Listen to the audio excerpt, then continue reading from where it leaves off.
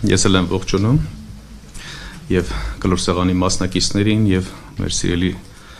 լրատվականի գործընկերներին, մեր հայրենակիցներին։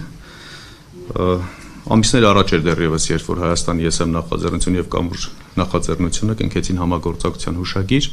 այն ժամանակ էլ էր հարցեր առաջանում պարոն Աբովյան, ինչ է նշանակում համագործակցության հուշագիր, համագործակցության հուշագրի մեկ ֆորմատը եւ սա է։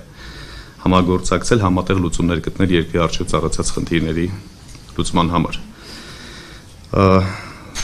Մինչև բաց հանդիպումներ իհարկե, բազմաթիվ փակ հանդիպումներ, զրույցներ, համատեղ լուծումների փնտրտուքներ մշտապես ունեցել ենք։ Եվ հարցը, որն է նպատակ այսպիսի համաժողովների, երկխոսությունների եւ լուծումների փնտրտուքի, մենք ունենք երկու պատկերացում։ Հայաստանը, քանի որ մեզնից յուրաքանչյուրն է եւ մենք ինքներս նույնականացվում ենք Հայաստանի հետ, ապա մենք էլ պարտավոր ենք երաստիճան համակարգով խնդիրները արձանագրել։ Հետևյալ կերպ. խնդրի ախտորոշում, լուծման տրամադրում, ակնկալվող արդյունքի մոդելավորում եւ հիմնավորում։ Ընդհանրապես այս երաշտյան համակարգով հնարավոր է բազմաթիվ խնդիրներ լուծել։ Իհարկե սրանից հետո երկու եղանակով է լինում լուծումներ, որը որ մեր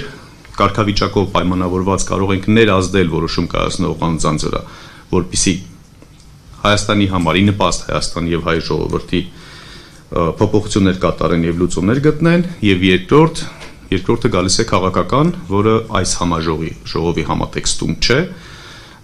այստեղ մենք քննարկում ենք փորձագիտական մակարդակում, փորձագիտական շրջանակներում ինչպիսի խնդիրներ ունենք։